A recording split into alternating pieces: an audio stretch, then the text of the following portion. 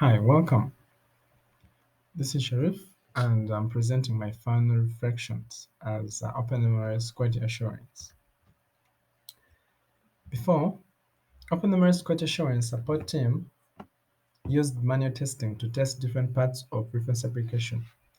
So in this case, it was quality assurance, the QA framework, the QA server, and maybe the demo server. It was a bit manual in the sense that we used the spreadsheet to carry out the manual testing. It was a bit tiresome for the test engineers and the release managers to find different bugs within a single page or to carry out a single test page that used to have many functionalities. Then later we resorted to um, automated testing. However, the problem was that these tests were ignored. They were there in reference application distribution, but they were ignored. They were installed. So our task as a quality assurance engineer was to resurrect them and have them running in an updated environment. So these tests, like I say, they're ignored. So we used to run them as a JUnit, a JUnit test. Now, after that, because it was a bit hard for us uh, to run this test, and especially running this test for a person or an individual that does not have an experience of programming, it might be a little bit difficult for him or her to understand what exactly have been tested. So we resorted or we introduced another approach which was called behavior driven development. This brought two major improvements in our testing category. We brought the so-called end-to-end testing approach. This testing helped us a lot in the sense that we used Selenium, Gherkin. For the part of Gherkin, we brought in Gherkin in the sense that it will help us or and the business at a business level to understand what exactly had been tested. It was not. It was a bit hard for um, a person who doesn't know at the level of programming to understand what has been tested using the old legacy part. However, this introduced us to have quality assurance framework module. Now, this module um, had a number of improvements. One, we brought in dashboards. These dashboards were configured using the CI and the GitHub Actions. And so the dashboards help us to understand exactly whether the test is passing and whether the test is failing. We have platform and install upgrades, have reference application um, dashboards. We have the ones for rip up 3.x. We have concept management, which basically comprises of dictionary manager and organization management, and we have for the OCS subscription. So what is the best, what is the idea behind this?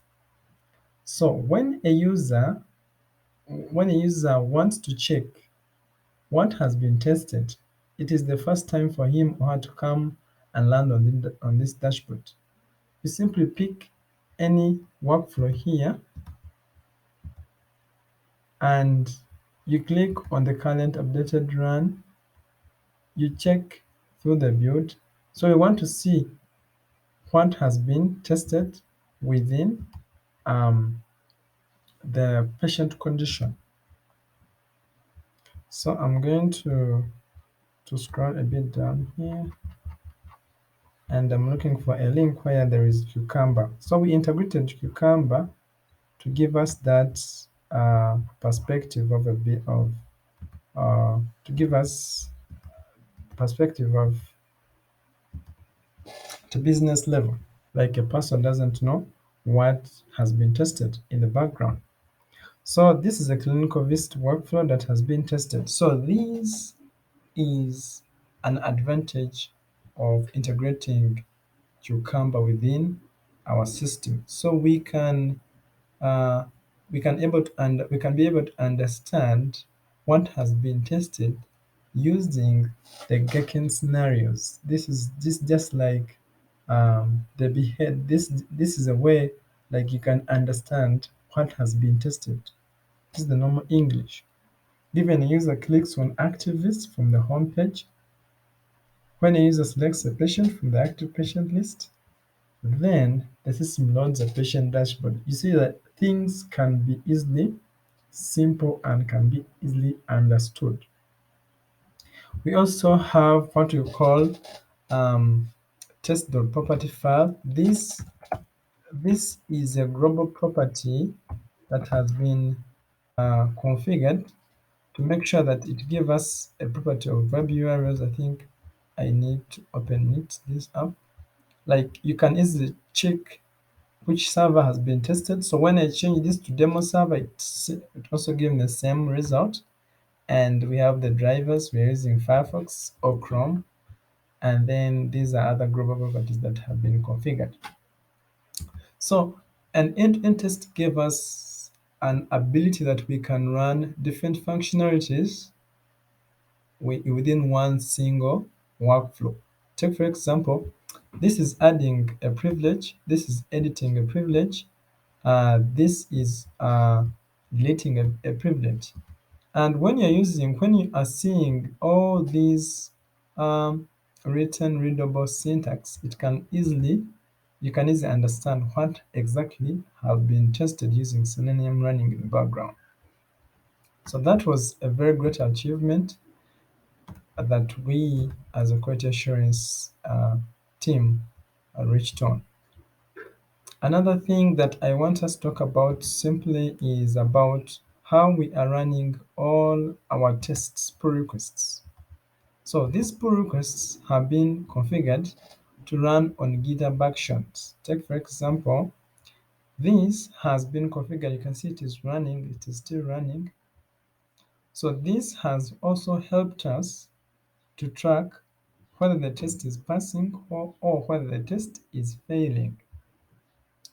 Again, that this is helping the reviewers exactly see what happened, because when we merge it and it has not been, it is failing, it causes all the workflows to fail. So it causes all the workflows to fail. Even the CI fails.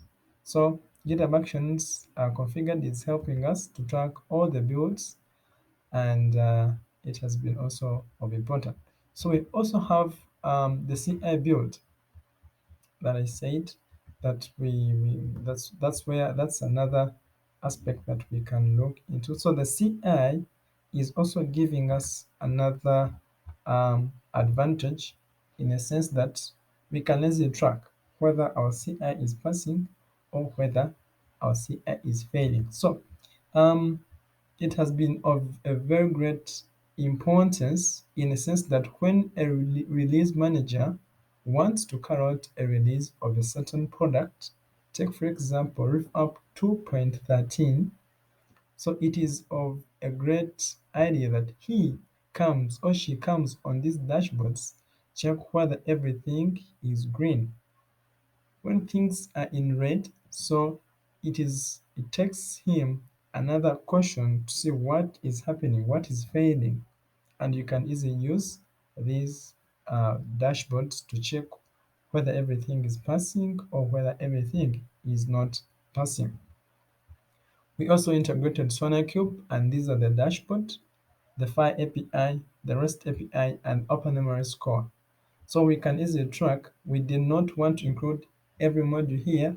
We just included the four core ones. So we can track what is passing and what is failing using our dashboards. So how do we run these tests? That is also another question that we can ask ourselves. So I'm going to show us a bit of demo. Of course, we have left, we have many uh, we have many examples that we have shared. So I'm going to leave a link below. But basically, when you want to test any workflow, you come within uh, the workflows. You pick, and let's say, for example, find form. Pick npm run with up 2.2, and then find patient, and then you run. You run it. So I've already run, and if everything is successful, you will see build success. So that was a great improvement that OpenMRS support team have really improved, and we want to thank the entire team of giving us this amazing opportunity, especially Jan, Paul, Jennifer, Grace Potma, Christine. We want to special thanks to Daniel, Kaiwa, and Ian and Kedawood for working with us together. They have been mentoring us. We've been into this all together, and all the entire community at large. Thank you so much, and thank you for watching.